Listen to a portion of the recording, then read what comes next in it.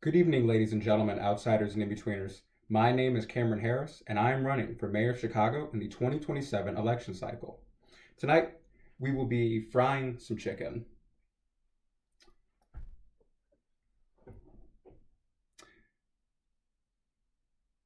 This is a vape. This is my vape. This is a bad habit of mine, and people always talk about if they could go back in time and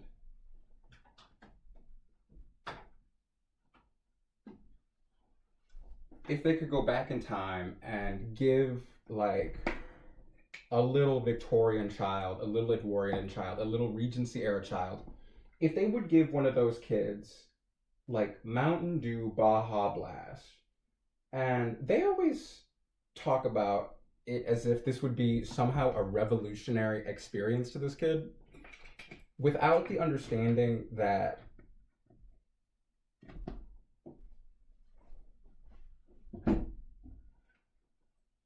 during this time period,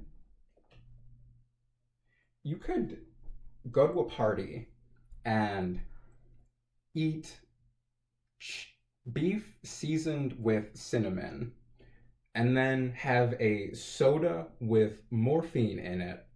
And then for dessert, you could have lead flavored candy, well, lead sweetened candy, with arsenic-purple wrapping paper.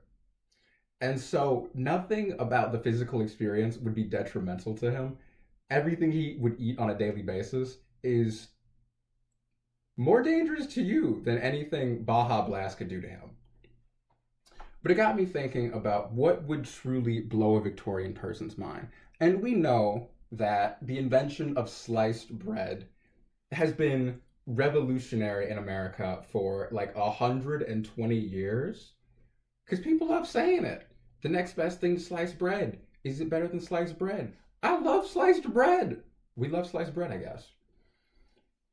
And that blew Victorian people's minds. They didn't stop talking about it for so long that we haven't stopped talking about it.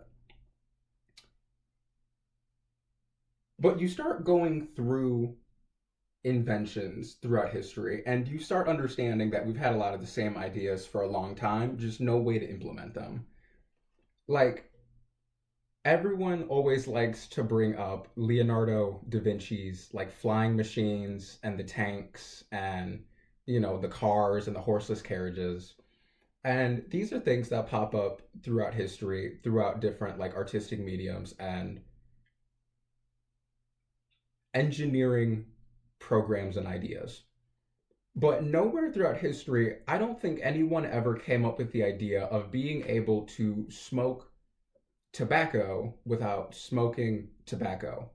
Like, this would blow a Victorian person's mind. Our forefathers figured out the process of curing tobacco to make it tolerable to smoke.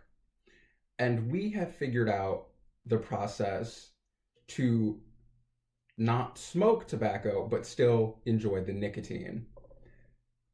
This would be revolutionary to them. This is exquisite. Like, this is opulent. This is decadence. This is proof that a world without pain is in fact possible, because this invention itself is pleasure without pain. The downsides of having to smoke cigarettes or a traditional like substance like marijuana, cigars, whatever you roll, whatever you smoke, is that it gets on your fingers. It gets on your clothes. Smoking it burns your throat. Matches go out. Matches are hard to find. You don't always have a lighter. But this has none of those problems.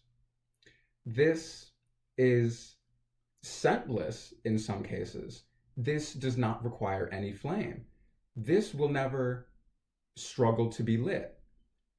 This can be smoked indoors. This leaves no smoke residue on the walls. This won't change the color of grandma's wallpaper. Everything you could imagine that is negative about the idea of traditional nicotine or marijuana consumption is doomed. It is defeated by this. This is pleasure without pain. And so to have one of these is to acknowledge that you can live and afford and strive to a world without pain. We need to aim larger. And you carry this in your pocket